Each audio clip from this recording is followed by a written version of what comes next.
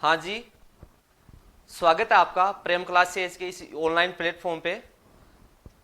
तो आज हम देखेंगे एनसीईआरटी का अपना एक टॉपिक रहेगा। एनसीईआरटी ज्योग्राफी जो बुक है क्लास 11th की, उसका 11 नंबर चैप्टर है वायुमंडल में जल, वाटर इन एटमॉस्फेयर।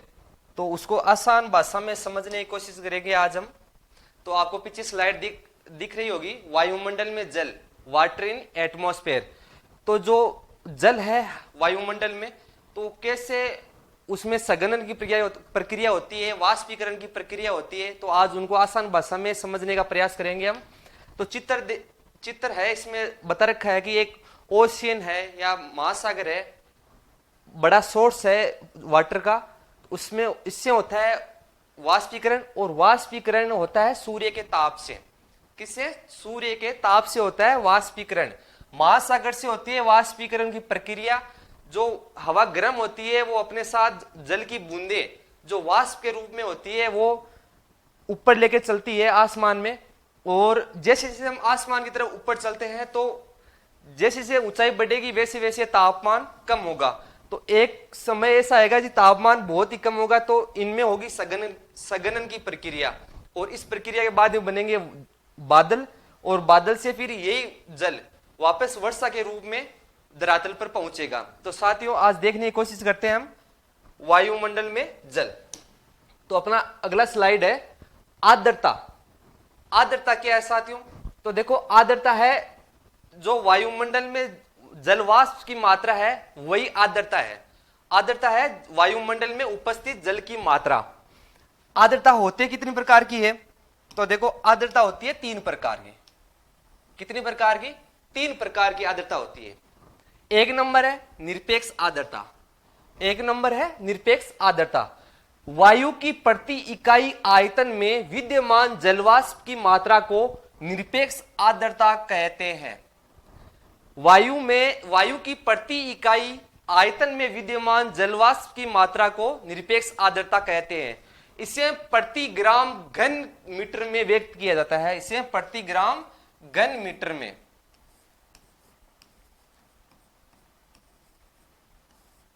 इसे प्रति ग्राम घन मीटर में व्यक्त किया जाता है। तो आसान भाषा में इसे समझे तो इसका तात्पर्य है कि समझ लो कि 1 घन मीटर में, वायुमंडल से 1 घन मीटर,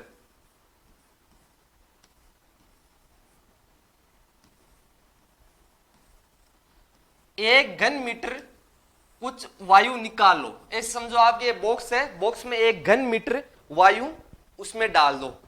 तो उस वायु में जितनी ग्राम जलवाष्प होगी, उस वायु में जितनी ग्राम जल की मात्रा होगी, वो होता है निरपेक्ष आर्द्रता। तो उसका मान क्या है? निरपेक्ष आर्द्रता। 2 नंबर पर है अपने पास विशिष्ट आर्द्रता। क्या? विशिष्ट आर्द्रता। तो विशिष्ट आर्द्रता को देखेंगे कि वायु के प्रति इकाई भार में जलवाष्प के भार को विशिष्ट आर्द्रता कहते हैं। वायु के प्रति इकाई भार में जलवाष्प के भार को विशिष्ट आर्द्रता कहते हैं। इसे ग्राम प्रति किलोग्राम में व्यक्त किया जाता है। ग्राम प्रति किलोग्राम में व्यक्त किया जाता है। तो इसे आसान भाषा में समझे ना हमें। तो देखो, यह कह रहा है कि वायुमंडल में से जो 1 किलोग्राम आप, एक बर्तन है या बॉक्स है या कुछ पात्र है, उसमें 1 किलोग्राम आप हवा को रख लो या भर लो। उसमें जितने ग्राम जल होगा, उसमें जितने ग्राम जल होगा, तो वो अपनी रहेगी विशिष्ट आर्द्रता। तो इसे किस में नापते हैं? तो इसे नापते हैं ग्राम प्रति किलोग्राम में। ग्राम प्रति किलोग्राम में। 3 नंबर जो आर्द्रता अपने पास हुआ है सापेक्ष आर्द्रता। सापेक्ष आर्द्रता यह महत्वपूर्ण है, यह महत्वपूर्ण है। तो देखो, इस डिजिटल युग में हम देखते हैं कि गूगल पर सर्च करते हैं कि आज का तापमान या आज का मौसम, तो उसमें बताता है कि आर्द्रता आज है आज आर्द्रता है 40%। कितनी? 40%। तो इसका तात्पर्य है कि 40% बारिश की संभावना है, आर्द्रता है 40%। तो इसको देखेंगे कि 40% कैसे निकालता है वो। तो देखो इसकी परिभाषा है, किसी भी तापमान पर वायु में उपस्थित जल वाष्प, किसी भी तापमान पर वायु में उपस्थित जलवाष्प तथा उसी तापमान पर उसे वायु की जलवाष्प धारण करने की क्षमता के अनुपात में सापेक्ष आर्द्रता को, क्षमता के अनुपात को सापेक्ष आर्द्रता कहा जाता है। तो देखो, किसी भी तापमान पर वायु में उपस्थित जल वाष्प तथा उसी तापमान पर उसे उसी वायु की जलवाष्प धारण करने की क्षमता के अनुपात को सापेक्ष आर्द्रता कहते हैं। तो इसे देखो, इसे प्रतिशत मात्रा में व्यक्त किया जाता है। तो मैंने बताया था ना कि जो मोबाइल में जो तापमान या आज का मौसम दिखाता है उसमें आर्द्रता हमेशा प्रतिशत में रहती है। तो वो दिखाता है हमें सापेक्ष आर्द्रता। वो क्या दिखाता है हमें? सापेक्ष आर्द्रता। तो देखेंगे दोस्तों कि इसको कैसे निकाला जाता है। तो इसका सूत्र है वास्तविक जल की मात्रा बटा ग्रहण करने की क्षमता इंटू 100। वास्तविक जल की मात्रा, वास्तविक जल की मात्रा बट्टा ग्रहण करने की क्षमता गुणा 100। तो देखेंगे इसे कैसे निकाला जाता है। तो देखो आप कि समझ लो कि आज का तापमान है, आज का तापमान अपने 30 डिग्री सेल्सियस। कितना है? 30 डिग्री सेल्सियस।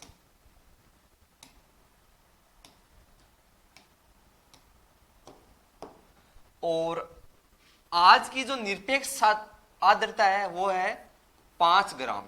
कितनी है? 5 ग्राम। ये निरपेक्ष आर्द्रता क्या है? तो हमने पिछली स्लाइड में पढ़ा है कि निरपेक्ष आर्द्रता है कि वायु की प्रति इकाई आयतन में से विद्यमान जलवाष्प की मात्रा को निरपेक्ष आर्द्रता कहते हैं। जलवाष्प की मात्रा को क्या कहते हैं? निरपेक्ष आर्द्रता कहते हैं। तो ये निरपेक्ष आर्द्रता ली है हमने। ये ग्राम किस पे है? प्रति घन मीटर में। किस में है? प्रति घन मीटर में। तो आज की जो निरपेक्ष आर्द्रता है, तापमान कितना है आज का? तो तापमान है 30 डिग्री सेल्सियस और निरपेक्ष आर्द्रता कितनी है आज अपनी? 5 ग्राम। एक घन मीटर में निरपेक्ष आर्द्रता कितनी है? जल की मात्रा कितनी है? तो 5 ग्राम है। तो इसकी देखो सापेक्ष आर्द्रता निकालते हैं तो इसमें 5 ग्राम लिख दो यहां पे। ये तो है आज की वास्तविक आर्द्रता। इसमें भाग किसका देना है? तो भाग देना है कि 30 डिग्री सेल्सियस पे इस तापमान पे वायुमंडल की जो जलवाष्प के धारण करने की क्षमता है, देखो उसी तापमान पर वायु की जलवाष्प को धारण करने की क्षमता। तो मान लो, समझ लो कि 30 डिग्री सेल्सियस पे वायु में जल की मात्रा या जलवाष्प रहता है 10 ग्राम। कितना रहता है? 10 ग्राम। निरपेक्ष आर्द्रता क्या है? 30 डिग्री सेल्सियस पर आज 5 ग्राम है और क्षमता कितनी है वायु की कि वो 30 डिग्री सेल्सियस पे 10 ग्राम अपने अंदर जल को रख सकता है। जल को क्या कर सकता है? 10 ग्राम जल को वह अपने अंदर रख सकता है 30 डिग्री सेल्सियस पे। तो 10 का लगा दो इसमें भाग और गुणा करना है 100 से। गुणा करना है 100 से।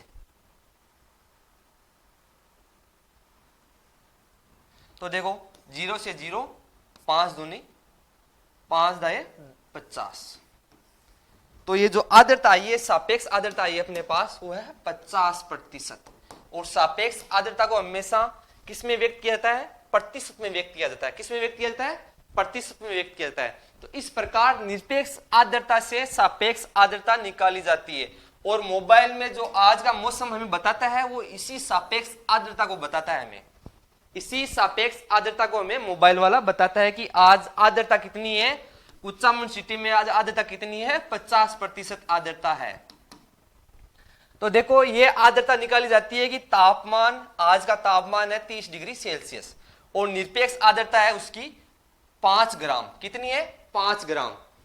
और 30 डिग्री सेल्सियस पे वो वायु है, वो कितना ग्राम जल अपने पास धारण कर सकती है, अपने पास रख सकती है? तो वो उसकी क्षमता है, वो है 10 ग्राम। उसकी क्षमता कितनी है? 10 ग्राम। तो इसका सूत्र है, इसका सूत्र रहेगा वास्तविक जल की मात्रा बटा ग्रहण करने की क्षमता। तापमान सेम रहेगा साथियों, तापमान सेम रहेगा। वास्तविक जल की मात्रा कितनी है आज 30 डिग्री सेल्सियस में? तो वो है 5 ग्राम। निरपेक्ष आर्द्रता कितनी है? 5 ग्राम। और 30 डिग्री सेल्सियस पे वायुमंडल कितना पानी अवशोषित करके रखता है या कितना उसमें जलवाष्प होता है? तो होता है 10 ग्राम। और इससे निकाली जाती है सापेक्ष आर्द्रता। तो देखो 5 में 10 का भाग दे दो और गुणा कर दो 100 से, ये हो जाएगी सापेक्ष आर्द्रता। और सापेक्ष आर्द्रता को हमेशा प्रतिशत में निकाला जाता है। तो ये मेरे हिसाब से ये कॉन्सेप्ट क्लियर है आपके। तो देखो अगली स्लाइड में देखेंगे हम, यह संतृप्त वायु, संतृप्त वायु या सैचुरेटेड एयर। तो देखो क्या है संतृप्त वायु? जब किसी भी वायु में उसकी क्षमता के बराबर जलवाष्प आ जाए तो उसे संतृप्त वायु कहते हैं। तो देखो जब किसी वायु में उसकी क्षमता के बराबर जलवाष्प आ जाए तो उसे संतृप्त वायु कहते हैं। तो इसका मतलब है कि जो वायु है उसमें आर्द्रता कितनी रहेगी? तो उसमें आर्द्रता रहेगी 100 आर्द्रता रहेगी। जैसे समझो कि एक कमरा है, उसमें 10 जनों के बैठने की जगह है। कितने हैं?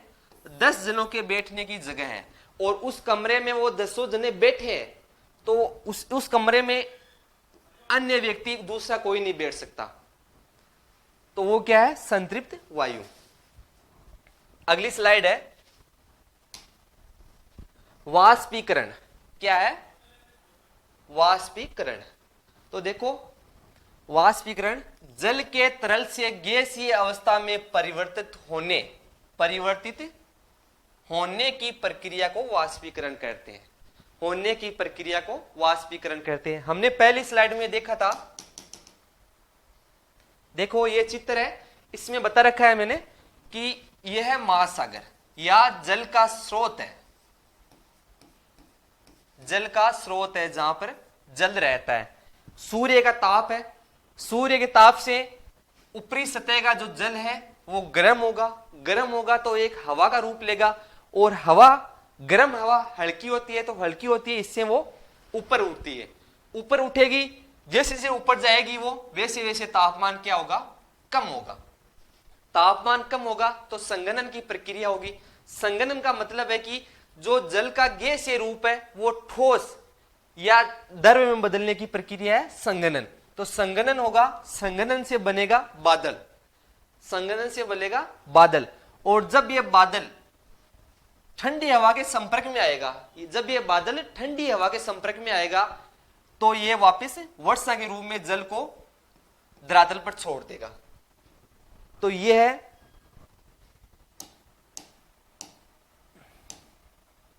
वाष्पीकरण की प्रक्रिया है कि जल के तरल से गैसीय अवस्था में परिवर्तित होने की प्रक्रिया को क्या कहते हैं? वाष्पीकरण कहते हैं। देखो वाष्पीकरण किन बातों पर निर्भर करता है? वाष्पीकरण किन बातों पर निर्भर करता है? तो वाष्पीकरण की मात्रा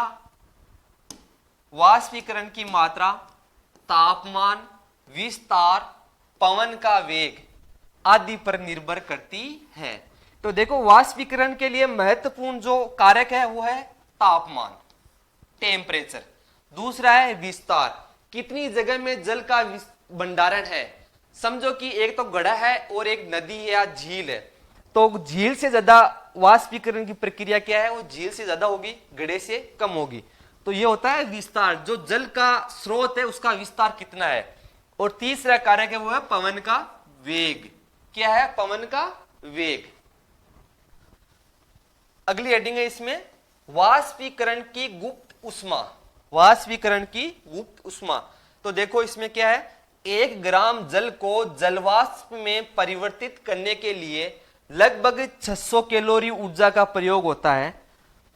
इसे वाष्पीकरण की गुप्त ऊष्मा कहते हैं। तो देखो, जल को जलवाष्प में परिवर्तित करने के लिए, मतलब हीट में परिवर्तित करने के लिए लगभग 600 कैलोरी ऊर्जा का क्या होता है, प्रयोग होता है। 600 कैलोरी ऊर्जा क्या होता है, प्रयोग होता है, और यही उसकी गुप्त ऊष्मा है। अगली स्लाइड देखेंगे तो देखो, अगली स्लाइड में है संघनन की प्रक्रिया। क्या है संघनन की प्रक्रिया? तो देखो क्या है इसमें, जल की गैसीय अवस्था के तरल या ठोस अवस्था में परिवर्तित होने की प्रक्रिया को क्या कहते हैं, संघनन की प्रक्रिया कहते हैं। देखो क्या है, जल की गैसीय अवस्था, मतलब जो गैसीय अवस्था है, जल वाष्प है, वो क्या है, ठंडी हवा के संपर्क में आने से।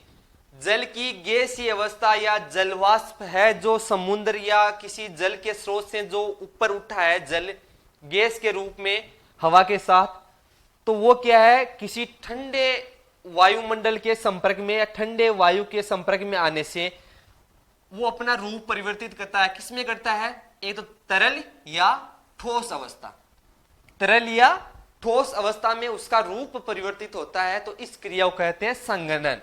और देखो पिछले स्लाइड में हमने पढ़ा था कि इसी संघनन की प्रक्रिया से क्या बनते हैं, बादल बनते हैं। इसी संघनन की प्रक्रिया से क्या बनते हैं, बादल बनते हैं। देखो ओस, यह महत्वपूर्ण लाइन है,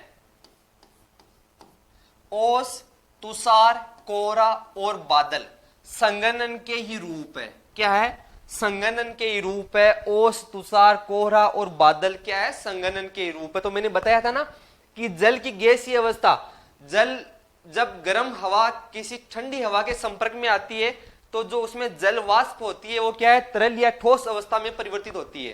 किस में होती है, तरल या ठोस अवस्था में परिवर्तित होती है। और इस क्रिया को क्या कहते हैं, संघनन की क्रिया कहते हैं। और इस संघनन क्रिया के उदाहरण कौन कौन से है, ओस, तुषार, कोहरा, बादल, ये क्या है, संघनन की क्रिया के क्या है, उदाहरण है।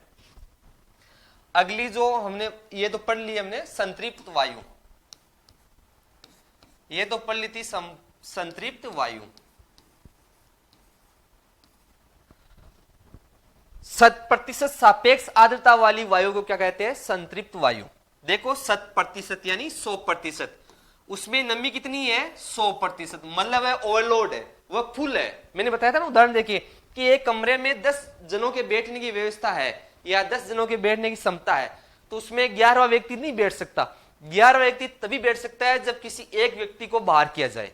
तो इसी प्रकार जो 100% सापेक्ष आर्द्रता मतलब है कि इसे प्रतिशत में नापा जाता है। जैसे मैंने बताया था पहली स्लाइड में मैंने बताया था कि जो मोबाइल में हमें टेम्परेचर बताता है या आज का मौसम बताता है, उसमें बताता है कि आर्द्रता कितनी है, 10% है, 20% है, 30% है।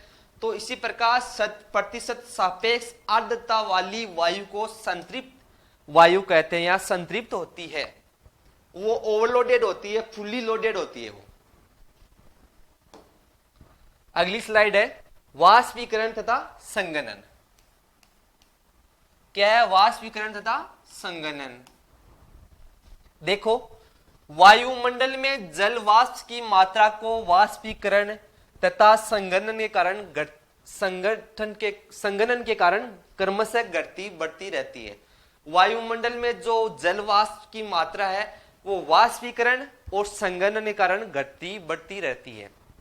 ठीक है, वाष्पीकरण वह प्रक्रिया है जिसके द्वारा जल द्रव से गैसीय अवस्था में परिवर्तित होता है। हमने पहली स्लाइड में देखा था कि जो समुद्र का जो पानी है वो सूर्य के प्रकाश से क्या होता है, हीट होता है, गर्म होता है वो, और गर्म होकर जो हवा के रूप में छोटे छोटे जल के कणों के रूप में ऊपर उठता है, और ऊपर उठे क्या करता है, वो संघनन की प्रक्रिया करता है।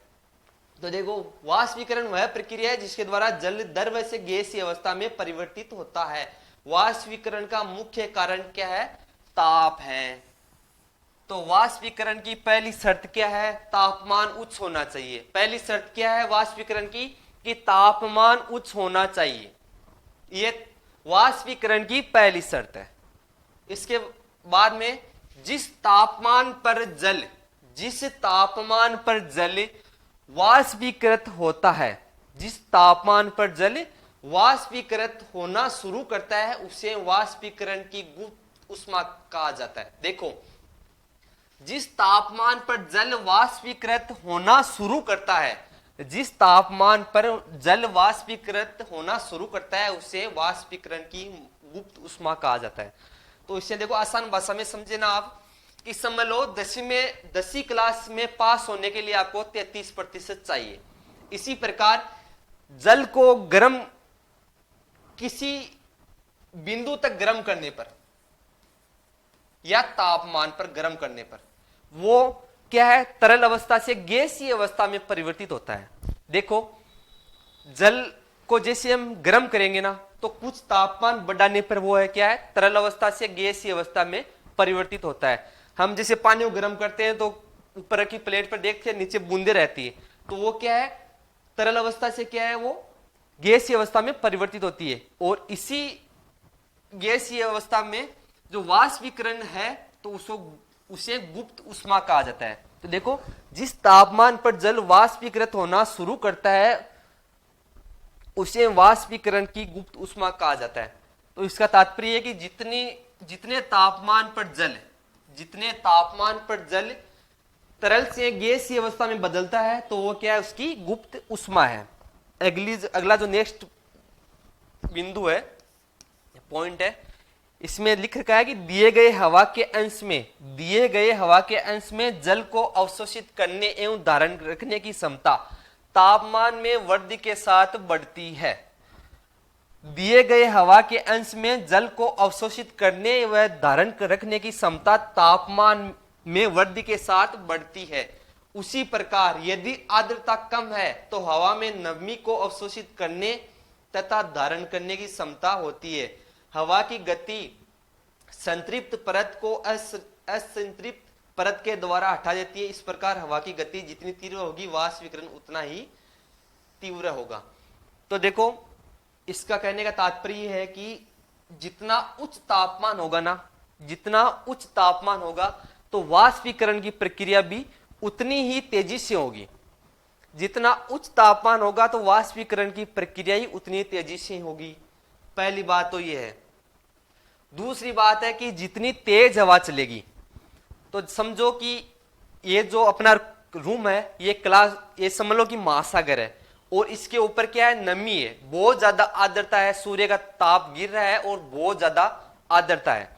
हवा चलेगी जोर से तो वो क्या करेगा, हवा क्या करेगी कि जो वर्तमान में मौजूद आर्द्रता है ना तो उसको हटा देगी। तो जो स्थान रिक्त हुआ है तो उसे वापस बढ़ने के लिए जो नया जल गर्म होकर वापस उठेगा। तो इसी प्रक्रिया, यह प्रक्रिया क्या करती है, लगातार चलती रहती है। तो जो जलवाष्पीकरण की प्रक्रिया को प्रभावित करते हैं वो कौन करता है, एक नंबर बिंदु जो मुख्य इंपॉर्टेंट बिंदु है वो तापमान, और दूसरा है तेज हवा। देखो एक और है इसमें, संघनन उस अवस्था में भी होता है जब आर्द्र हवा कुछ ठंडी वस्तुओं के संपर्क में आती है, और यह उस समय भी हो सकता है जब तापमान औष्णांक के नजदीक हो। औष्णांक का मतलब है कि जिस बिंदु पर जल तरल अवस्था से गैसीय अवस्था में बदलता है। इस प्रकार संघनन ठंडा होने की मात्रा तथा हवा की सापेक्ष आर्द्रता पर निर्भर करती है। इस प्रकार संघनन की जो देखो, संघनन क्या होता है, आसान भाषा में बताऊं मैं आपको, तो जो महासागरों से या किसी जल के स्रोत से जो जलवाष्प ऊपर धरातल से ऊपर उठता है वो क्या करता है, एक निश्चित दूरी पर, ऊंचाई पर उठकर जैसे उसके संपर्क में ठंडी हवा आती है, ठंडा मौसम आता है, तो वो क्या करता है, जो कण होते हैं वो बादल का रूप ले लेते हैं। बादल का रूप क्या करते हैं, धारण करते हैं। देखो चित्र में दिख रहा है आपको, ये है जल, ये जल का स्रोत है, और इससे क्या है, जल गर्म होकर, हीट होकर वाष्पीकरण हो रहा है। देखो वाष्पीकृत हो रहा है, ये वेव दिख रही है ना आपको, ये वाष्पीकरण है।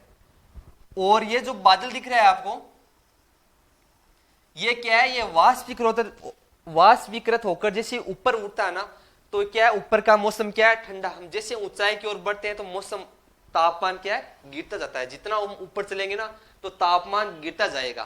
तो इस प्रकार ये ऊपर जाने के बाद में जैसे ठंडे तापमान पे ये किसी के संपर्क में आएगा, ये जल, ये वाष्प तो वो क्या है, बादलों का रूप धारण कर लेगी और यही बादल वापस पानी को क्या है, धरातल पर छोड़ देते हैं। तो संघनन उस अवस्था में भी होता है जब आर्द्र हवा कुछ ठंडी वस्तुओं के संपर्क में आती है। ठीक है, ये कॉन्सेप्ट क्लियर है मेरे हिसाब से। अगली स्लाइड देखो, ओसांक। ओसांक क्या है? ओसांक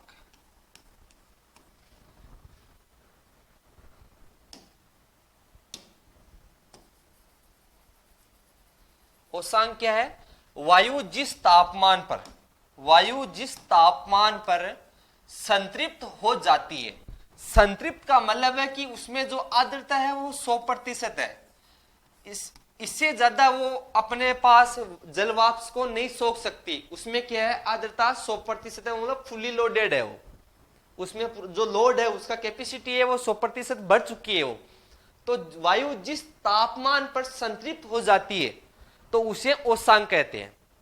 क्या कहते हैं? ओसांक। वायु जिस तापमान पर संतृप्त हो जाती है तो उसे क्या कहते हैं? ओसांक कहते हैं। अगला देखो, ओस। अगली हेडिंग है अपने ओस। तो ओस क्या है? ओस संघनन का एक रूप है। हमने दूसरी या तीसरी स्लाइड में पढ़ा था कि ओस क्या है? संघनन का एक रूप है। दिन के समय पृथ्वी गर्म हो जाती है, दिन के समय तापमान से पृथ्वी गर्म हो जाती है और रात्रि को ठंडी हो जाती है। रात्रि को क्या है? ठंडी हो जाती है। कभी कभी पृथ्वी का तल इतना अधिक ठंडा हो जाता है कि उससे छूने वाली वायु का तापमान इतना कम हो जाता है कि वायु में उपस्थित जलवाष्प का संघनन हो जाता है। संघनन का मतलब कि वो बड़े कणों के रूप में इकट्ठे हो जाते हैं और वह छोटी छोटी बूंदों के रूप में पौधों की पत्तियों तथा अन्य प्रकार के तलों पर जम जाती है। इसे ओस कहते हैं। देखो, आप इस टॉपिक से सब परिचित होंगे शायद कि सर्दियों में हम देखते हैं कि जब सुबह उठते हैं ना, तो जो अपनी फसल है या पेड़ पौधे, उनमें कुछ पानी की बूंदे रहती है। क्या है? पानी की बूंदे। तो इसी प्रक्रिया के द्वारा वो पानी की बूंदे उस पत्तियों पर रहती है। देखो कि जो जलवाष्प क्या है, जलवाष्प है, वो जैसे ठंडे आवरण के संपर्क में आता है ना, तो वो क्या है? संघनन की क्रिया शुरू कर देता है। संघनन का मतलब है कि इकट्ठा होना या बादल का रूप लेना। और कभी कभार वो इतना ठंडा हो जाता है कि वो छोटी छोटी बूंदों के रूप में पौधों की पत्तियों व अन्य प्रकार के तलों पर गिरने लगता है या जम जाती है, तो इसे ओस कहते हैं। तो देखो, एक है ओस बनने की अनुकूल परिस्थितियां। ओस के लिए जो अनुकूल परिस्थितियां हैं वो देखो, लंबी रातें। तो सर्दियों में सामान्यतः लंबी रातें होती है। मेघ रहित आकाश, साफ आकाश चाहिए। आकाश क्या है? बिल्कुल मेघ रहित हो, बादल नहीं हो आकाश में। शांत वायु, हवा भी बिल्कुल नहीं होनी चाहिए। सापेक्ष आर्द्रता का अधिक होना, जो आर्द्रता है वायु में वो भी ज्यादा होनी चाहिए। और ओसांक का हिमांक से ऊंचा होना। ओसांक क्या है? जिस तापमान पर क्या है? वायु संतृप्त होती है। जिस तापमान पर वायु संतृप्त होती है, संतृप्त का मतलब कि उसमें 100% आर्द्रता आ जाती है, वो हिमांक से ऊंचो। हिमांक का तात्पर्य है कि जिस तापमान पर जल जमने लगता है, तरल अवस्था से ठोस अवस्था के रूप में बदलने लगता है, वो होता है हिमांक। और हिमांक सामान्य होता है 0 डिग्री। जल का हिमांक कितना होता है? 0 डिग्री सेल्सियस। तो ओसांक का हिमांक से उच्चा होना। अगली स्लाइड। तो देखो, संघनन के प्रकार है, उसमें ओस हमने पढ़ लिया। दूसरा है कोहरा। क्या है? दूसरा है तुषार। जब संघनन तापमान के जमाव बिंदु से नीचे अर्थात 0 डिग्री सेल्सियस से नीचे चले जाने पर होता है। तुषार कब होता है? जब संघनन तापमान के जमाव बिंदु से नीचे अर्थात 0 डिग्री से नीचे चले जाने पर होता है, अर्थात ओसांक जमाव बिंदु पर या उसके नीचे होता है, तब ठंडी सतहों पर तुषार बनता है। तुषार ओस के समान ही होता है, फर्क इतना ही है कि ओस बूंदों के रूप में होती है और ये बर्फ के रूप में होता है, ये ठोस के रूप में होता है, ठोस के रूप में होता है। आपने मारवाड़ी में किया करेगा कि पाड़ो पड़गो, सर्दियों में कहिए पाड़ो पड़गो, तो देखो ई रूप में होया करे तुषार। तुषार किस रूप में होता है? इस रूप में। बर्फ सी जमने लगती है पत्तियों पर, जो भी ठोस सतह हो धरती पर क्या जमने लगती है? बर्फ सी जमने लगती है, बस यही है। इसका कारण क्या है कि जो तापमान है, वायु का तापमान, वो क्या है? 0 डिग्री सेल्सियस से नीचे है। 0 डिग्री सेल्सियस से क्या है? नीचे है। इस प्रकार की प्रक्रिया है वो सर्दियों में देखी जाती है। ये तुषार जमने की जो घटनाएं होती है वो सर्दियों में ही होती है केवल। अगली हेडिंग है कोहरा। क्या है? कोहरा। देखो, जब बहुत अधिक मात्रा में जलवाष्प से भरी हुई वायु सहती अचानक नीचे की ओर गिरती है, तब छोटे छोटे धूल कणों के ऊपर ही संघनन की प्रक्रिया होती है, इसलिए कोहरा एक बादल है। क्या है? एक कोहरा एक क्या है? बादल है, जिसका आधार सतह पर या सतह के बहुत नजदीक होता है। जिसका आधार क्या होता है?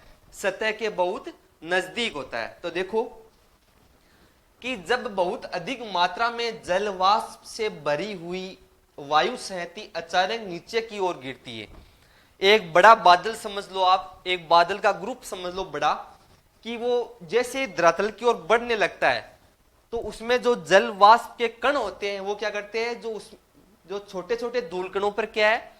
उनके साथ चिप जाते हैं या उनके साथ जुड़ जाते हैं और हमें दिखाई देता है इस प्रकार की छवि।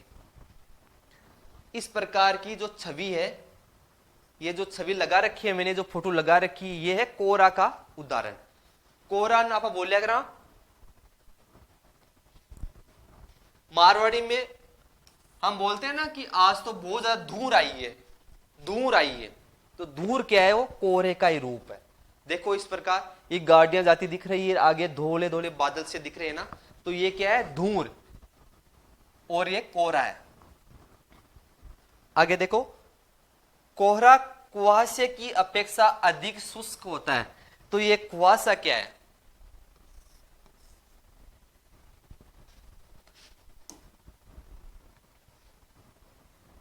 देखो कुहासा,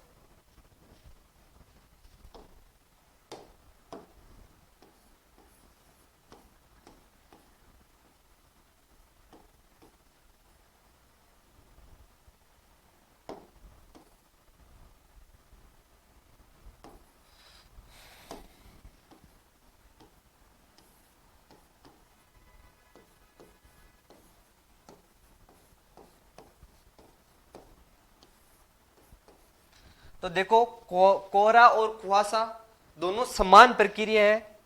दोनों क्या है? समान प्रक्रिया, लेकिन फर्क कितना है कि कोहरा और कुहासे की, कोहरे में कुहासे की अपेक्षा अधिक शुष्क होता है। कोहरा कुहासे की अपेक्षा क्या होता है? अधिक शुष्क होता है। और दूसरा है, कोहरे छोटे बादल होते हैं जिसमें धूलकण और धुएं के कण होते हैं, जबकि कुहासे में कोहरे की अपेक्षा अधिक नमी होती है और कुहासा पहाड़ों पर अधिक पाया जाता है। तो देखो क्या अंतर है इनमें। तो नमी क्या रहेगी? इसमें नमी कम रहेगी। क्या रहेगी?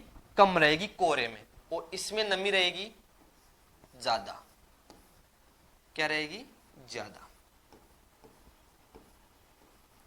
दूसरा अंतर है इनमें, ये आता है मैदानी भागों में। क्या है? मैदानी भागों में।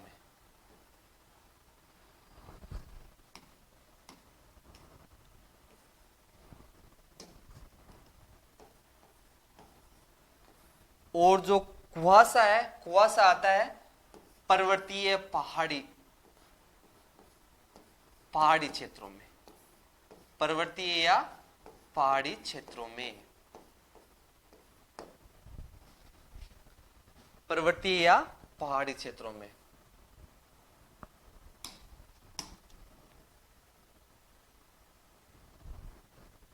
कोहरा और कुहासा में अंतर समझ लिया हमने।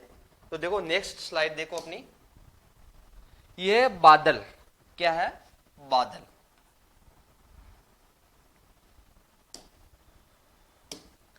बादल। तो देखो बादलों का निर्माण वायु में उपस्थित धूल कणों के केंद्रकों के चारों ओर जलवाष्प के संघनित होने से होता है। बादलों का निर्माण कैसे होता है? मैं शुरुआत से बोल रहा हूं कि जो जलवाष्प की मात्रा होती है वो जैसे जैसे ऊपर की ओर जाती है तो तापमान क्या है? गिरने लगता है।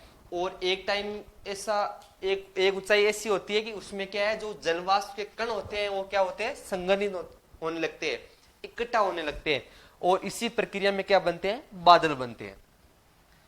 दोनों इसमें हेडिंग है बादलों के रूप। चूंकि बादल का निर्माण पृथ्वी की सतह से कुछ ऊंचाई पर होता है, बादलों का निर्माण कहाँ होता है?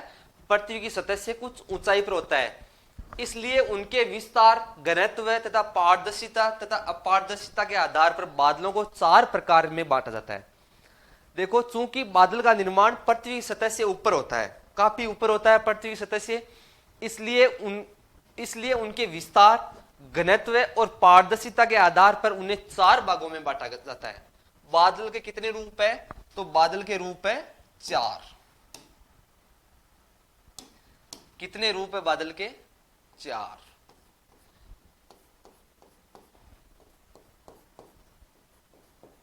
एक नंबर पक्षाभ बादल। एक नंबर कौन सा है?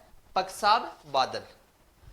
तो देखो पक्षाभ बादल को निर्माण होता है 8000 से 12000 मीटर की ऊंचाई पर। निर्माण का होता है 8000 से 12000 की मीटर की ऊंचाई पर।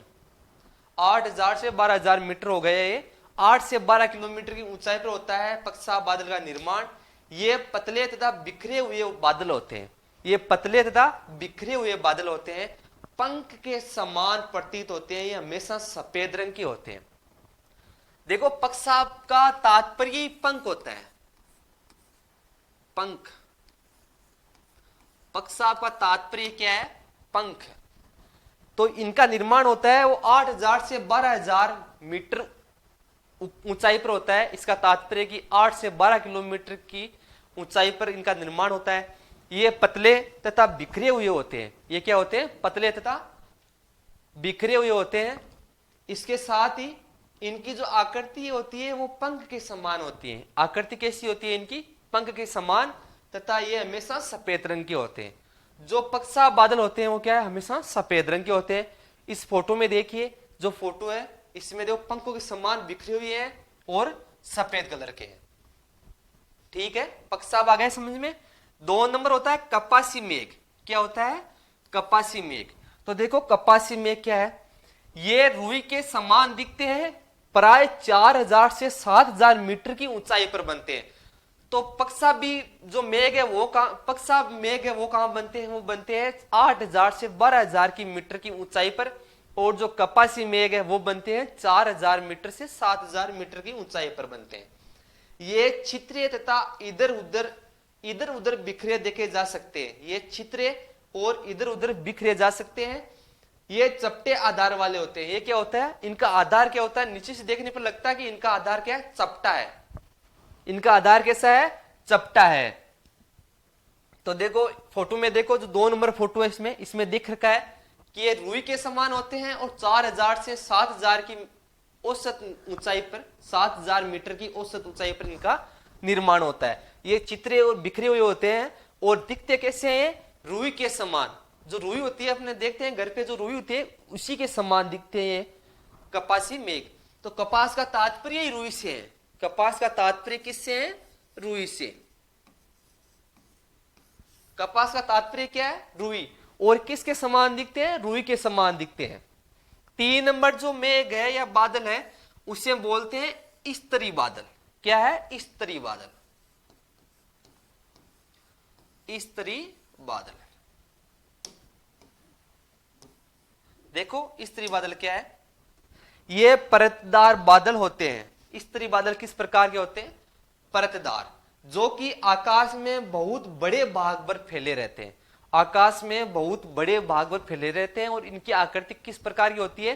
परतदार होती है। इनकी आकृति कैसी होती है? परत के समान होती है। यह बादल सामान्यतः या तो उष्मा के हास या अलग अलग तापमानों पर हवा के आपस में मिश्रित होने से बनते हैं। तो देखो, एक तो उष्मा के हास यानी जहां पर तापमान क्या है, कम है, और एक है तापमान पर उतार चढ़ाव। एक क्या है, तापमान पर उतार चढ़ाव। इनसे क्या बनते हैं, मिश्रित बादल बनते हैं। और मिश्रित बादल वो दिखते कैसे हैं, बड़े बादल होते हैं, ऊपर से थोड़े व्हाइट कलर के और नीचे से देखेंगे तो ब्लैक कलर के दिखाई देते हैं, ब्लैक कलर के दिखाई देते हैं, और ऊपर से दिखते हैं व्हाइट व्हाइट। बहुत बड़े बड़े बादल होते हैं। ये होता है स्तरीय बादल। स्तर का मतलब ही परत होता है, स्तर। हम बोलते हैं ना कि ये 3 स्तर का है, 4 स्तर का है, ये 5 स्तर का है, इस प्रकार। तो स्तर का मतलब परत ही होता है।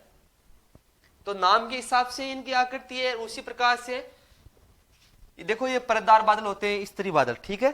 4 नंबर जो बादल है वो वर्षा मेघ। क्या है, वर्षा मेघ।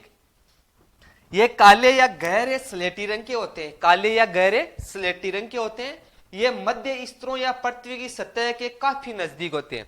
तो देखो, जो मेघ, वर्षा मेघ जो वर्षा कराते हैं धरती पर, तो वो क्या है, काले और गहरे स्लेटी रंग के होते हैं। ये मध्य स्तरों या पृथ्वी की सतह के काफी नजदीक बनते हैं। इनका निर्माण कहां होता है, तो पृथ्वी के काफी नजदीक होता है, पृथ्वी की धरातल के काफी नजदीक होता है। ये सूर्य की किरणों के लिए अपारदर्शी होते हैं। ये क्या है, सूर्य की किरणों के लिए क्या है, अपारदर्शी। अपारदर्शी का मतलब है कि जो बादल छाए रहते हैं तब सूर्य किरणें इनके आर पार नहीं हो पाती है, आर पार नहीं हो पाती है इन बादलों के। सूर्य की किरणें क्या नहीं हो पाती है, आर पार नहीं हो पाती है इन बादलों के। जो वर्षा मेघ है, वर्षा मेघ मोटे, वर्षा मेघ क्या है, इनकी आकृति कैसी है, बहुत बड़ी होती है। जलवाष्प की आकृति व्हीन संयंती होती है, व्हीन संयंती होते हैं। तो देखो, जो वास्तविक वर्षा कराते हैं पृथ्वी पर वो क्या होते हैं, वर्षा मेघ। और एक कैसे होते हैं, काले या गहरे स्लेटी रंग के होते हैं, पृथ्वी की धरातल के नजदीक बनते हैं। और आसान भाषा में समझे तो हम बोलते हैं ना, जैसे वर्षा हो रही है, कुछ बादल काफी तेज स्पीड से इधर से उधर जा रहे हैं, तो हम बोलते हैं मारवाड़ी में कि वो ये बादलों है कि पानी लेबा जा रहे हैं। तो पानी लेबा वो इसी प्रकार का बादल है, वर्षा बादल या वर्षा मेघ। जो मानसून के समय में दिखते हैं ना, नजदीक, अपने नजदीक से बादल होकर गुजरते हैं। जैसे ऊंची हाइट वाले जो स्थान है तो उनमें वो आराम से नीचे नीचे रहते हैं, जैसे, तो वो कौन से बादल होते हैं, वो होते हैं वर्षा मेघ। अगली स्लाइड रहेगी। आशा है शायद ये समझ में आ गया होगा आपको सभी को। एक बार वापस रिपीट लगाता हूं मैं। पहला है पक्षाभ में। पक्ष आपका मतलब पंख होता है और इनका निर्माण होता है 8000 से 12000 मीटर ऊंचाई पर इनका निर्माण होता है। इसका तात्पर्य 8 किलोमीटर से 12 किलोमीटर की ऊंचाई पर इनका निर्माण होता है। ये बादल पतले तथा बिखरे रंग के बादल होते हैं। ये बादल क्या होते हैं, पतले तथा बिखरे रंग के बादल होते हैं। और इनकी आकृति कैसी दिखाई देती है हमें, तो ये पंख के समान प्रतीत होते हैं, पंख के समान प्रतीत होते हैं। उनका कलर कैसा होता है, इनका कलर होता है सफेद रंग का। कलर कैसा होता है इनका, तो सफेद रंग का कलर होता है इनका। 2 नंबर बादल है वो कपासी मेघ है, कपासी बादल है। तो ये रूई के समान दिखते हैं। इनका निर्माण जो प्राय होता है वो 4000 मीटर से 7000 मीटर की औसत ऊंचाई पर इनका निर्माण होता है। ये चित्रे या इधर उधर बिखरे देखे जा सकते हैं। और इनका आधार क्या होता है, चपटा। इनका आधार क्या होता है, चपटा आधार होता है इनका। 3 नंबर जो स्तरीय मेघ है, स्तरीय मेघ है, जो ये परतदार बादल होते हैं, जो कि आकाश में एक बहुत बड़े भाग को घेरे हुए रहते हैं, एक बहुत बड़े भाग पर फैले हुए रहते हैं। बादल सामान्यतः या तो उष्मा के हास या अलग अलग तापमान पर हवा के संपर्क में आने से बनते हैं। और 4 नंबर अपना जो ऑप्शन है उसमें है वर्षा मेघ या वर्षा बादल। ये काले या गहरे स्लेटी रंग के होते हैं और ये पृथ्वी के धरातल के बहुत नजदीक बनते हैं, पृथ्वी के धरातल के बहुत नजदीक बनते हैं। ठीक है, ये फोटो है, ये है अपना पक्षाभ बादल, काफी हाइट पर रहता है। इसके बाद में जो कपासी बादल है, देखो रूई के समान दिखाई देता है और सफेद रंग का होता है। इसके बाद में आता है स्तरीय बादल। तो ये इस प्रकार, और इनका आधार कैसा होता है, ये पृथ्वी के नजदीक बनते हैं और ये होते हैं स्तरीय, परतदार होते हैं, इसे परत के रूप में दिखाई देते हैं, एक दूसरे के ऊपर फैले हुए। और 4 नंबर ऑप्शन अपना वो है वर्षा या वर्षा मेघ। ये काले या स्लेटी रंग के दिखाई देते हैं और धरातल के नजदीक बनते हैं। अगली स्लाइड है अपनी बादल। ये बादल वाली स्लाइड है। देखो ये चार रूप, ये चार मूल रूपों के बादल मिलकर निम्नलिखित रूपों के बादलों का निर्माण करते हैं। जो हमने पिछली स्लाइड में पढ़ा है कि बादल कितने प्रकार के होते हैं, तो बादल होते हैं चार प्रकार के। कौन कौन से? पक्षाब, कपासी, स्त्री और वर्षा मेघ। कौन कौन से? पक्षाब, कपासी, स्त्री और वर्षा मेघ। तो ये क्या करते हैं? ये चार प्रकार के बादलों का निर्माण, ये चार प्रकार के बादल जो मिलकर निम्नलिखित रूपों के बादलों का निर्माण करते हैं। तो देखो कौन कौन से हैं। इनकी हाइट के आधार पर बताया गया है, इनकी ऊंचाई के आधार पर बताया गया है कि एक नंबर है ऊंचे बादल। कौन से? ऊंचे बादल सबसे सर्वाधिक ऊंचाई पर स्थित होते हैं। तो सर्वाधिक ऊंचाई पर स्थित कौन कौन से थे? हमने पढ़ा था कि पक्षाब और कपासी बादल। कपासी बादल और पक्षाब बादल क्या है? वो सर्वाधिक हाइट पर होते हैं। देखो फोटो में भी देखो, ये फोटो है, इसमें देखो जो पक्षाब बादल है और ये कपासी बादल है। पक्षाब और कपासी बादल लगभग 7,000 मीटर से अधिक ऊंचाई पर बनते हैं। जो पक्षाब बादल है उनका निर्माण होता है 8 से 12,000 मीटर की हाइट पर, और जो कपासी बादल है उनका निर्माण होता है 4,000 मीटर से 7,000 मीटर के औसत ऊंचाई पर। तो ये बादल क्या है? सर्वाधिक ऊंचे हैं। कौन से बादल सर्वाधिक ऊंचे? तो इनका निर्माण होता है 5 से 14 किलोमीटर के बीच में। 5 से 14 किलोमीटर के बीच में इनका निर्माण होता है। कौन कौन सी बादल है? पक्षाबी बादल और पक्षाब कपासी बादल। कौन कौन से हैं? पक्षाब बादल और पक्षाब कपासी बादल। ये दो प्रकार के बादल है जो बहुत हाइट पर बनते हैं, बहुत हाइट पर बनते हैं। 2 नंबर है अपने पास मध्य ऊंचाई के बादल, जिनकी ऊंचाई 2 से 7 किलोमीटर के बीच में है। जिनकी ऊंचाई कितनी है? 2 से 7 किलोमीटर के बीच में है। तो इस प्रकार के बादल कौन कौन से हैं? स्त्री मध्य तथा कपासी मध्य। कौन कौन से? स्त्री मध्य। स्त्री मध्य 3 नंबर ऑप्शन, 3 नंबर था अपने पास कि 1 नंबर पक्षाब, 2 नंबर कपासी, 3 नंबर स्त्री। तो जो मध्यम ऊंचाई वाले बादल है उसमें स्त्री मध्य आता है और कपासी मध्य आता है। फोटो में देखो आप, स्त्री मध्य ऊपर से व्हाइट यानी सफेद थे और नीचे से क्या था? डार्क कलर यानी ब्लैक कलर के थे। और कपासी मध्य, कपासी किस प्रकार के होते हैं? उनमें रुई के समान दिखते हैं। तो देखो ये रुई के समान दिख रहे हैं ना हमें, देखो फोटो में देखो आप, देखो ये जो ये हाइट है 3,000 से 6,000 मीटर के बीच में। इसमें देखो स्त्री भी है यानी परतदार भी है। इनका आधार कैसा है? चपटा है। और इसमें रुई के समान बादल भी है। कैसे है? रुई के समान बादल भी है। तो इस प्रकार के बादल कौन से हैं? मध्य स्तर के बादल। कौन से हैं? मध्य ऊंचाई वाले बादल। 3 नंबर है अपने पास कम ऊंचाई के बादल। कौन से हैं? कम ऊंचाई के बादल। कम ऊंचाई के बादल। तो ये क्या है? 2 किलोमीटर से कम ऊंचाई पर, 2 किलोमीटर से कम ऊंचाई पर बनते हैं। स्त्री कपासी, स्त्री वर्षा मेघ और कपासी वर्षा मेघ। कौन कौन से हैं? स्त्री कपासी, स्त्री वर्षा मेघ और कपासी वर्षा मेघ। तो इसे और समझने की कोशिश करते हैं।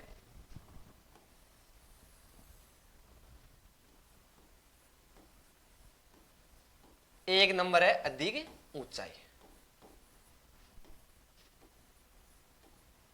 अधिक ऊंचाई।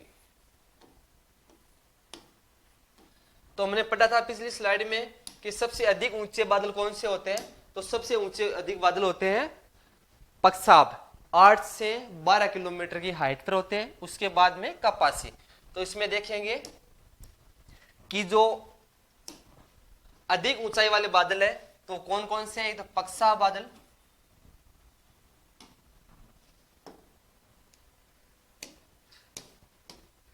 कौन से हैं? पक्षाब बादल, पक्षाब तथा एक होता है कपासी। कपासी, कपासी नहीं दिख रहा क्या? छोड़ो। इनकी औसत ऊंचाई कितनी होती है? तो पक्षाब और कपासी बादल की औसत ऊंचाई होती है 5 से 14 किलोमीटर। कितनी होती है? 5 से 14 किलोमीटर। 2 नंबर है मध्य ऊंचाई के बादल। 2 नंबर क्या है? मध्य ऊंचाई के बादल। और इनकी हाइट रहती है 2 से 7 किलोमीटर के बीच में। स्त्री मध्य तथा कपासी मध्य इस प्रकार के बादलों के उदाहरण है। 3 नंबर है कम ऊंचाई के बादल और इनका निर्माण होता है 2 किलोमीटर से कम ऊंचाई पर, 2 किलोमीटर से धरातल से 2 किलोमीटर कम ऊंचाई पर इनका निर्माण होता है। और इसके उदाहरण है स्त्री कपासी, स्त्री वर्षा मेघ और कपासी वर्षा मेघ। देखो ये मैंने पीडीएफ ग्रुप में डाल दूंगा, टेलीग्राम ग्रुप में, बाकी आप इस फोटो से समझ लेना। अगली स्लाइड रहेगी अपनी वर्षा। अगली स्लाइड कौन सी है अपनी? वर्षा, रेनफॉल। जब किसी कारणवश जलवाष्प से लदी हुई वायु ऊपर उठती है, जब किसी कारणवश जलवाष्प से लदी हुई वायु ऊपर उठती है तो वह ठंडी हो जाती है। तो मैं शुरू से ही बोल रहा हूं कि जैसे जैसे अपने हाइट की ओर जाते हैं ना तो तापमान क्या है? गिरता जाता है। जैसे जैसे ऊंचाई बढ़ेगी वैसे वैसे तापमान में क्या है? गिरावट आती है। तो जब किसी कारणवश जलवाष्प से लदी हुई वायु ऊपर उठती है तो वह ठंडी हो जाती है और जलवाष्प का संघनन होने लगता है। जलवाष्प क्या होती है? बादल का रूप लेने लगती है। इस प्रकार जलकण पैदा होते हैं और वे वायुमंडल में उपस्थित धूल कणों पर एकत्रित होकर वायु में तैरने लगते हैं, बादल के रूप में क्या करते हैं? तैरने लगते हैं। अतः मेघों का निर्माण होता है। मेघ किसे कहते हैं? बादल को ही मेघ कहते हैं। मेघ किसी अवरोध से टकराकर अपनी नमी को जल के रूप में क्या है? पृथ्वी के धरातल पर गिरा देते हैं। बादल क्या करते हैं?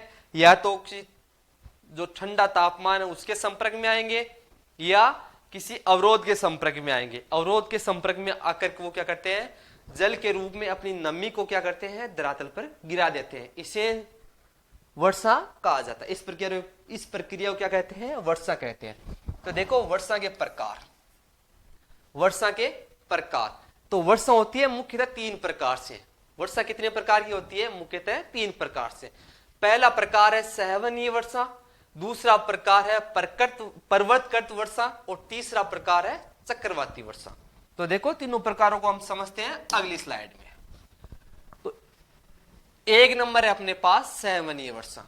तो सहवनीय वर्षा क्या होती है? देखो भूतल बहुत जल्दी गर्म हो जाता है। भूतल बहुत गर्म हो जाता है तो उसके साथ लगने वाली वायु भी गर्म हो जाती है।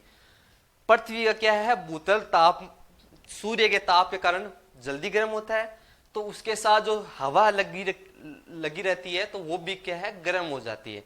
हवा जब गर्म होकर वायुमंडल में तैरने लगती है, वायुमंडल में फैलती है और हल्की हवा क्या करती है? उसके ऊपर उठने लगती है। हल्की हवा होती है वो गर्म होकर क्या है? ऊपर चली जाती है वायुमंडल में।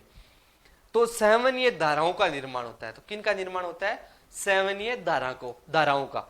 एक तरीके से क्या है? पवन का ही रूप है। क्या है? वायु का रूप है। जो हल्की हवा होती है वो ऊपर उठने की प्रक्रिया को क्या कहते हैं? सहवनीय धाराओं का निर्माण होता है। इस प्रक्रिया से ऊपर जाकर ये हवा जो है, ये वायु है जो ठंडी हो जाती है और उसमें उपस्थित जलवाष्प है, जो जल की मात्रा है वो क्या है? बादलों का रूप लेने लगती है। संघनन से कपासी मेघ बनते हैं। कौन से मेघ बनते हैं? संघनन से कपासी मेघ बनते हैं। कपासी मेघ किस प्रकार के थे? रुई के समान थे। इनकी हाइट कितनी थी? हाइट थी 5 से 7 हजार किलोमीटर। 5 से 7 हजार किलोमीटर की हाइट पड़ी थी हमने। 4 से 7 हजार मीटर की इनकी हाइट थी। 4 से 7 हजार मीटर, इसको किलोमीटर में कन्वर्ट करें तो 4 से 7 किलोमीटर की इनकी हाइट थी। कौन से? कपासी बादलों की। कौन से बादलों की? कपासी बादलों की। देखो कपासी बादल 4 से 7 हजार मीटर की हाइट पर बनते हैं। तो देखो कपासी बादलों का निर्माण होता है जिससे घनघोर वर्षा होती है। इसे सहवनीय वर्षा कहा जाता है। तो देखो सामान्यतः प्रक्रिया होती है कि सूर्य के ताप से क्या है? भूतल गर्म होता है। भूतल गर्म होने के कारण जो यहाँ नमी है, जो जल वाष्प है, वो क्या है? वाष्प यानी गैसीय अवस्था के रूप में क्या होता है? वायुमंडल में तैरने लगता है। और जब ये जो तैरते जो ठंडी हवा के संपर्क में आते हैं तो बादलों का निर्माण होता है। किसका निर्माण होता है? बादलों का निर्माण होता है। और ये बादल कपासी मेघ के रूप में बनते हैं और इससे क्या होती है? बहुत ज्यादा वर्षा होती है और इसी वर्षा को क्या कहते हैं? सहवनीय वर्षा। जो सामान्यतः हमने पहली स्लाइड में पढ़ी थी कि जल क्या है? गर्म होता है, गर्म होकर वो ऊपर उठता है और काफी ऊंचाई पर जाने के बाद में तापमान की कमी कारण वो जो कण होते हैं जल वाष्प के, वो क्या होते हैं? बादलों का निर्माण करने लगते हैं। दूसरी पर्वतकृत वर्षा। दूसरा जो इसका उदाहरण है वो है क्या है, पर्वतकृत वर्षा। Orographic rainfall. ओरोग्राफिक रेनफॉल देखो, जब जलवाष्प से लदी गर्म वायु को किसी पर्वत या पठार की ढलान के साथ चढ़ना पड़ता है।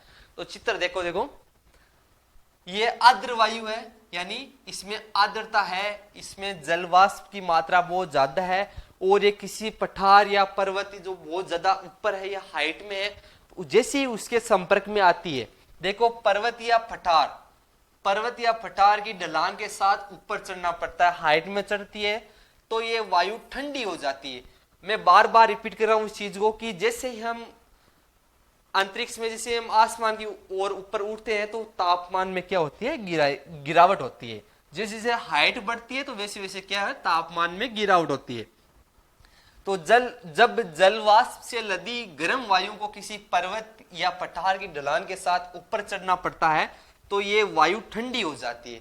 वायु क्या हो जाती है, ठंडी हो जाती है। ठंडी होने से ये संतृप्त हो जाती है। संतृप्त का मतलब होता है कि इसमें 100% नमी समाहित हो जाती है। नमी कितनी प्रतिशत हो जाती है, 100%। ये मतलब लोड हो जाती है, अपनी क्षमता के आधार पर यह परिपूर्ण हो जाती है। और ऊपर चढ़ने से जलवाष्प का संघनन होने लगता है। संघनन का तात्पर्य बादल बनता है या कण है जो आपस में वो एक दूसरे पास में आने लगते हैं, इससे वर्षा होती है। इससे पर्वतकृत वर्षा कहते हैं। देखो चित्र में देखो, आपको जल्दी समझ में आएगा। ये हवा है और इसमें नमी है, ये आ गया इसके सामने पर्वत। क्या आ गया, पर्वत। तो इस पर्वत के उस तरफ जाने के लिए इसे ये पर्वत पार करना पड़ेगा। तो ये धीरे धीरे पर्वत के सारे ऊपर की ओर बढ़ेगी। जैसे जैसे ऊपर की ओर बढ़ेगी तो क्या है, तापमान में गिरावट आएगी। तापमान में गिरावट आएगी तो संघनन की प्रक्रिया होगी। क्या होगी, संघनन की प्रक्रिया होगी, बादल बनेंगे। जैसे तापमान में गिरावट आएगी तो ये वापस यहां पर अपना जल है वो क्या है, धरातल पर गिरा देगा। जो बादल है वो जल नमी के रूप में जो जल है वो धरातल पर गिरा देगा। 3 नंबर है चक्रवाती वर्षा। देखो साइक्लोनिक रेनफॉल, साइक्लोनिक रेनफॉल, चक्रवाती वर्षा। और चक्रवाती वर्षा के बारे में हम पिछली क्लासों में भी अध्ययन किया है। बाकी आप जानते हैं कि चक्रवातों द्वारा होने वाली वर्षा को चक्रवाती वर्षा कहते हैं या वाताग्रीय वर्षा भी कहते हैं। चक्रवाती वर्षा, साइक्लोनिक रेनफॉल हमने पढ़ा है और पिछली क्लास में पढ़ा है, 10th क्लास में पढ़ के आए हम। तो इससे क्या कहते हैं, चक्रवातों द्वारा होने वाली वर्षा को चक्रवाती वर्षा कहते हैं। ये देख लो, ये चक्रवाती वर्षा है। सेम स्थिति है, जो बादल है वो काफी बड़े होते हैं, तेज गति से चलते हैं। जैसी ठंडी हवा इनके संपर्क में आती है, ये अपना जो जल है वो धड़ाम से गिरा देते हैं। अगली स्लाइड अपनी संसार में वर्षा का वितरण। ये पाठ का अंतिम टॉपिक है। ये जो अपना अध्याय है ना, इसका अंतिम बिंदु है संसार में वर्षा का वितरण। तो देखो ये जो मैप दिख रहा है ना आपको, इसमें वर्षा का वितरण दिखाया गया है।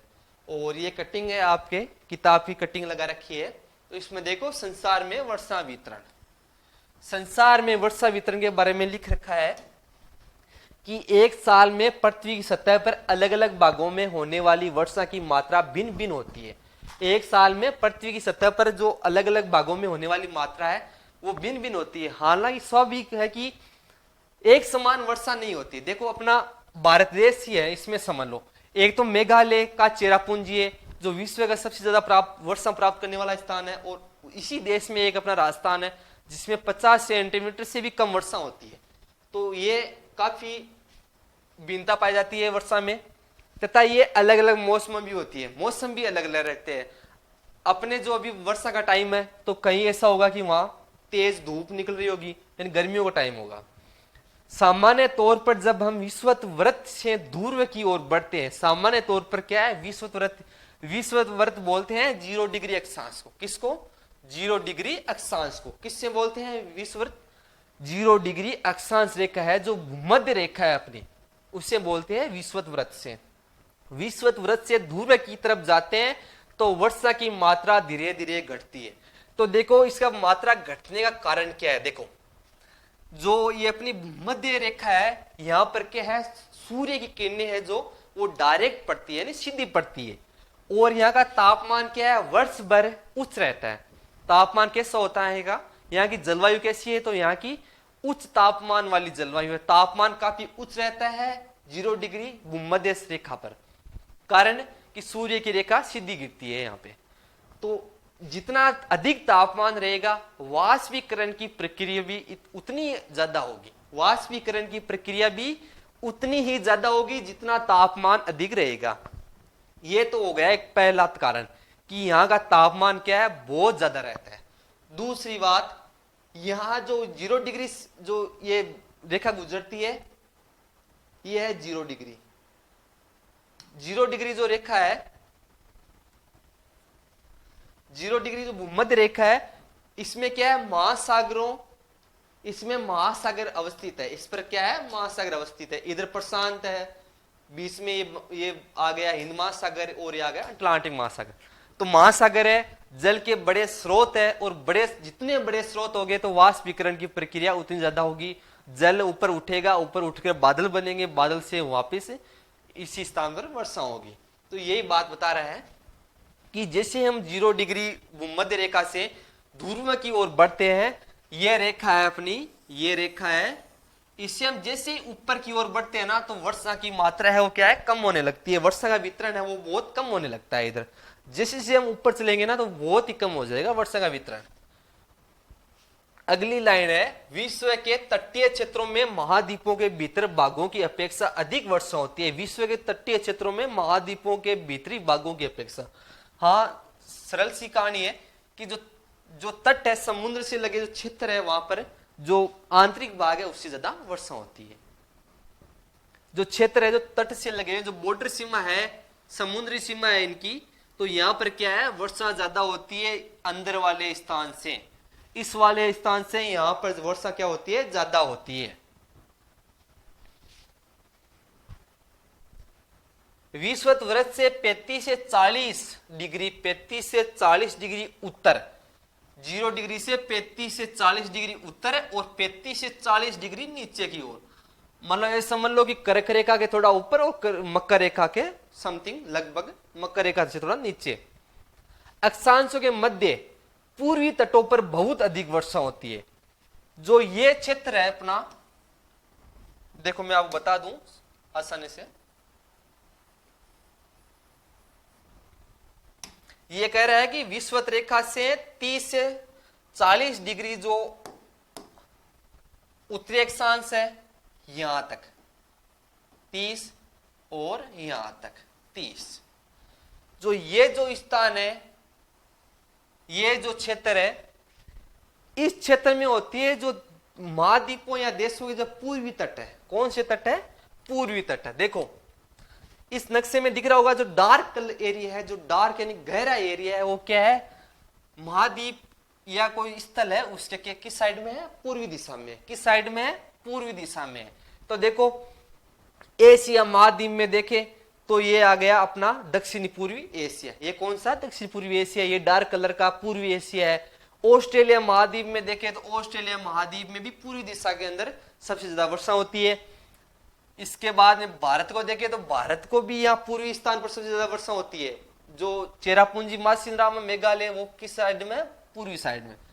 और दक्षिणी अमेरिकी महाद्वीप को देखें तो इधर भी जो ब्राजील का तट है, इसमें भी सबसे ज्यादा वर्षा होती है। और जो उत्तरी अमेरिका महाद्वीप है, इसमें भी जो पूर्वी साइड का एरिया है, जो पूर्वी साइड का एरिया है, ये भी डार्क है, मतलब यहाँ पे सबसे ज्यादा वर्षा होती है। अगली जो लाइन है, इसके बाद में बता रखा है जो 45 से 50 डिग्री, 45 से 65,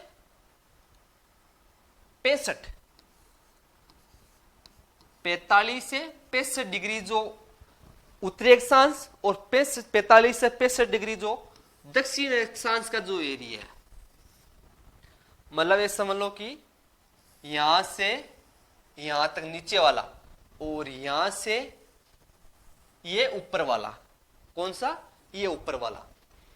तो इस एरिया में किस जो ये महाद्वीप है, इन्हें किस दिशा में वर्षा होती है। तो हमने पढ़ा कि जो 0 डिग्री से 0 डिग्री से 30 से 40 डिग्री उत्तरी अक्षांश और 0 डिग्री से 30 से 40 जो दक्षिणी अक्षांश का जो क्षेत्र होता है ना, वो मध्य रेखा के जो समीप क्षेत्र है उनमें जो महाद्वीप लगी हुई है, तो उनके पूर्वी किनारों पर क्या है, वर्षा ज्यादा होती है। पूर्वी किनारों पर क्या है, वर्षा ज्यादा होती है। उदाहरण के लिए हमने देखा ऑस्ट्रेलिया है, ये दक्षिणी पूर्वी एरिया है, एशिया है, इसके साथ में अफ्रीका महाद्वीप है, दक्षिणी अमेरिका महाद्वीप है, उत्तरी अमेरिका महाद्वीप है। जो ये 30 डिग्री 40 डिग्री के अंडर में ये जो क्षेत्र है, इनके पूर्वी तटों पर क्या होती है, वर्षा ज्यादा होती है। अगली जो ये कंडीशन रख रहा है कि 45 से 65 डिग्री, 45 से 65 डिग्री, 40 डिग्री तो पढ़ लिया हमने, इससे ऊपर 45 से 65 डिग्री और इसके मकर रेखा नीचे 45 से 65 डिग्री जो एरिया लगता है, इस क्षेत्र है, इसके महाद्वीपों, इस क्षेत्र में जो भी महाद्वीप है, इसके पश्चिमी कोस्टल एरिया यानी तटीय एक एरिया, इसके पश्चिमी तटीय एरिया पर ज्यादा वर्षा होती है। उदाहरण के लिए देखो,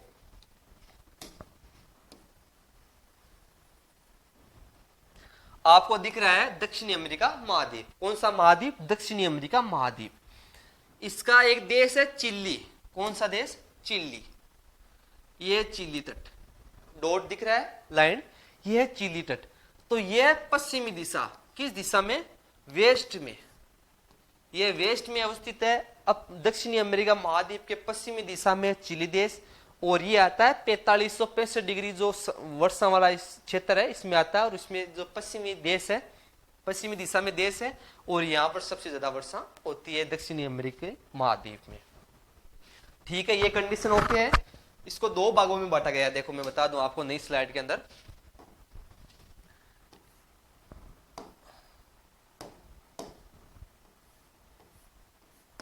एक नंबर है 0 डिग्री से 30 से 40 डिग्री उत्तरी अक्षांश व दक्षिणी अक्षांश दोनों, उत्तरी अक्षांश तथा दक्षिणी अक्षांश दोनों। इसमें जो महाद्वीप है, महाद्वीप है, इनके क्या है, जो पूर्वी तट है, इनके जो पूर्वी तट है वहां पर वर्षा ज्यादा होती है। पूर्वी तट है जो पूर्वी तट, यहां पर वर्षा क्या होती है, ज्यादा होती है। वर्षा क्या होती है, ज्यादा होती है। और इसी में दूसरी कंडीशन है कि 45 से 65 डिग्री, 45 से 65 डिग्री उत्तरी व दक्षिणी अक्षांश, उत्तरी व दक्षिणी अक्षांश।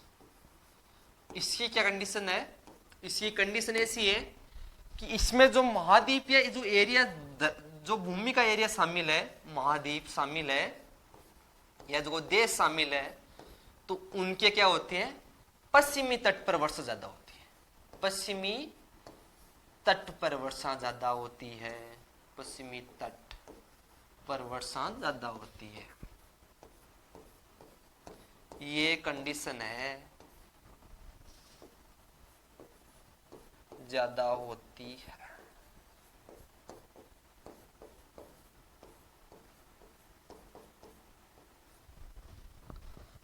शायद अब है आपको समझ में आ गया होगा। तो देखो 0 डिग्री से 30 से 40 डिग्री उत्तरी अक्षांश में जो महाद्वीप है उनमें पूरी तट पर वर्षा ज्यादा होती है।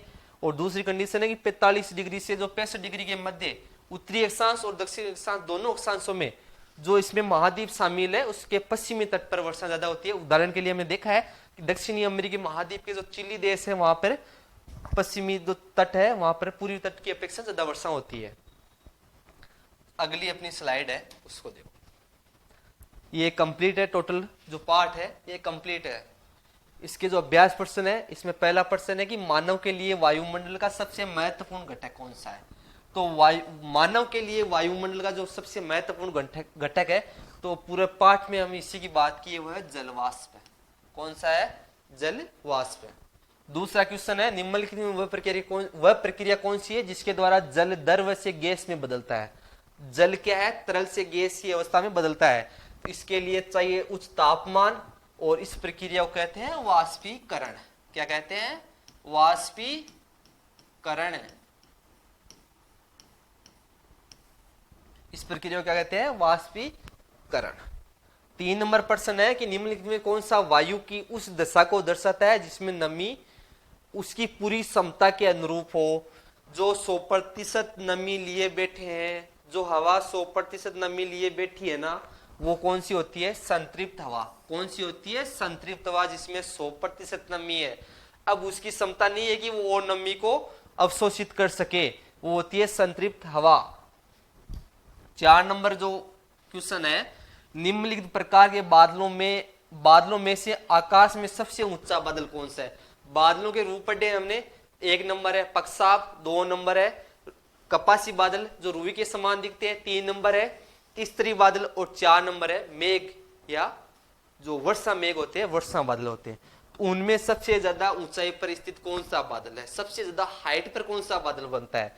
तो वो देखो कौन सा बादल बनता है? पक्षाप बादल। कौन सा? पक्षाप बादल बनता है। ये बनता है 8 से 12 किलोमीटर, 8000 से 12000 मीटर की औसत ऊंचाई पर यह बादल बनता है। 2 नंबर क्वेश्चन है, निम्नलिखित प्रश्नों के उत्तर लगभग 30 शब्दों में दीजिए।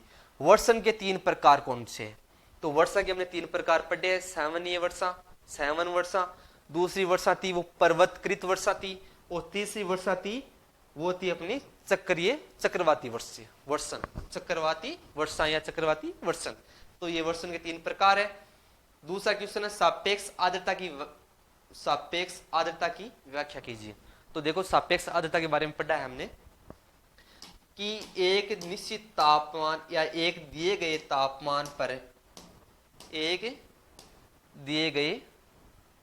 तापमान पर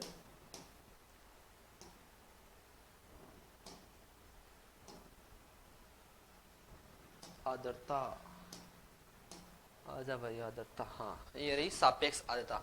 किसी भी तापमान पर वायु में उपस्थित जलवाष्प, किसी भी तापमान पर, कोई तापमान मान लो, मैंने उदाहरण के तौर पर बताया कि आज का तापमान कितना है, तो आज का तापमान है 30 डिग्री सेल्सियस। तो आज के तापमान में कितनी आर्द्रता है, कितनी निरपेक्ष आर्द्रता है? तो हमने बता दिया कि सर 5 ग्राम आर्द्रता है आज के तापमान के आधार पर। ठीक है, आज तापमान कितना है? तो आज का तापमान 30 डिग्री सेल्सियस और आर्द्रता कितनी है आज 5 ग्राम आर्द्रता है। 5 ग्राम आर्द्रता कैसे निकालते हैं हम? कि एक जो हवा है उसको एक घन मीटर के बर्तन में उसको बंद किया और उसमें देखा कि इसमें पानी की मात्रा कितनी है, तो उसमें पानी की मात्रा कितनी निकली? 5 ग्राम निकली। ये होती है निरपेक्ष आर्द्रता। ठीक है, 5 ग्राम निकल गई। इसके अलावा दूसरी कंडीशन क्या है? उसी तापमान पर आज का तापमान कितना है? 30 डिग्री तापमान है। उसी तापमान पर उसी वायु की जल वाष्प धारण करने की क्षमता। समझ लो कि आज का तापमान 30 डिग्री है और आर्द्रता कितनी है? आज 5 ग्राम है। तो ये कह रहा है कि 30 डिग्री तापमान पर और उसी वायु की जल वाष्प धारण करने की क्षमता 30 डिग्री, ऐसे समझ लो कि 30 डिग्री तापमान पर जो वायु की जो जल वाष्प करने की क्षमता है वो है 10 ग्राम। कितनी है? कि 10 ग्राम। ऐसे समझो कि जो टाटा 407 पिकअप आती है वो 4 टन तक सामान लेके चलती है, 4 टन सामान लेके चलती है। उसकी जो अधिकतम क्षमता है वो 4 टन की है, और आज उसमें कितना सामान लद रखा है? आज उसमें लद रखा है 2 टन। कितना? 2 टन। तो देखो सापेक्ष आर्द्रता निकाली जाती है किसी भी तापमान पर वायु में उपस्थित जल वाष्प की मात्रा तथा उसी तापमान पर उसी वायु की जल वाष्प धारण करने की क्षमता है, उसे सापेक्ष आर्द्रता कहते हैं। तो ये सापेक्ष आर्द्रता बहुत ही महत्वपूर्ण है, बहुत इंपॉर्टेंट है। इसके बाद में जो अगला क्वेश्चन है अपना, अगला क्वेश्चन है ऊंचाई के साथ जलवाष्प की मात्रा तेजी से क्यों घटती है? ऊंचाई के साथ जलवाष्प की मात्रा क्यों घटती है? तो देखो जलवाष्प के लिए एक महत्वपूर्ण शर्त होती है कि तापमान क्या है? उच्च रहना चाहिए। तापमान क्या है? उच्च रहना चाहिए। तो उच्च कहाँ रहेगा तापमान? तो उच्च रहेगा धरातल पर। कहाँ रहेगा? धरातल पर।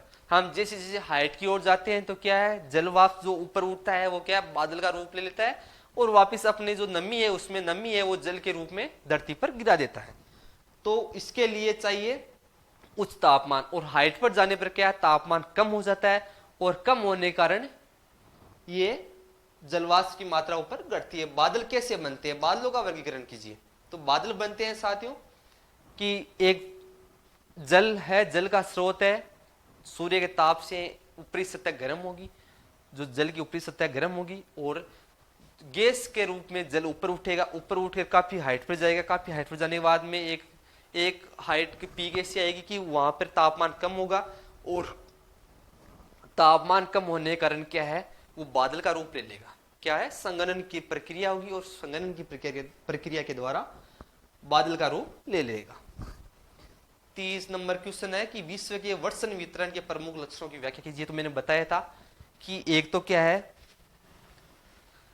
जो 0 डिग्री भूमध्य रेखा है उससे 30 से 40 डिग्री ऊपर उत्तरी अक्षांश और 30 से 40 डिग्री दक्षिणी अक्षांश पे जाने पर वहां क्या होता है कि जो महाद्वीप के पूर्वी तट है वहां पर वर्षा ज्यादा होती है, और जो 45 से 65 डिग्री उत्तरी अक्षांश और 45 से 65 डिग्री जो दक्षिणी अक्षांश का जो क्षेत्र है वहां पर महाद्वीपों के पश्चिमी तट पर वर्षा ज्यादा होती है।